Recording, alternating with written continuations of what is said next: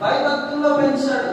ఇదిగో ఇలా ఉంటే నీవు ఒక రోజున హెచ్చరించబడతావు, ఇలా ఉంటే నీవు ఒక రోజున నీవు దేవుని దృష్టిలో పడతావు, ఇలా ఉంటే ఒక రోజున నీవు రాజు దృష్టిలో కూడా పడతావు. హల్లెలూయా.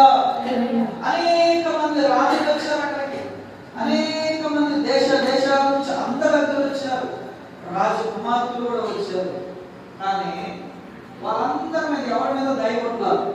అందరూ అనగానే అందరూ కూడా మంచి మంచి వస్త్రాలు వేసుకొని, ఆభరణాలు ధరించుకొని, అలంకరించుకొని, గంగిరెద్దులాగా అంటే గంగిరెద్దులాగా అన్ని అలంకరించుకొని, అన్ని దిగేసుకొని, అంటే గంగిరెద్దు ఎగిరితే ఇంటి ముందుకు వచ్చి అమ్మా అయ్యగారికి నమస్కారం పెట్టు,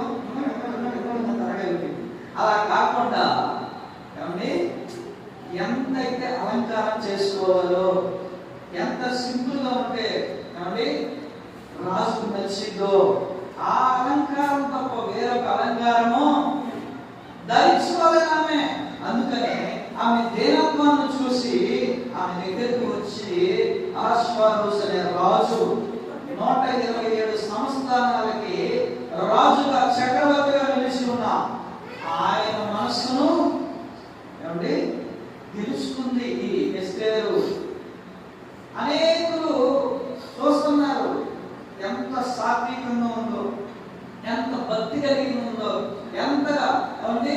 కొంతమందికి కొత్త బట్టలు తొడిగారు ఎలా ఉంటాయి, బాబు కొత్త బట్టలు కొనుక్కున్నాయి, నా బట్టలు ఉన్నాయి, నా డ్రెస్ ఎలా ఉంది, నా చీర ఎలా ఉంది, ఏమండి నా ఆభరణాలు ఎలా ఉన్నాయి, నా చెవులు ఎలా ఉన్నాయి అని అంటారు.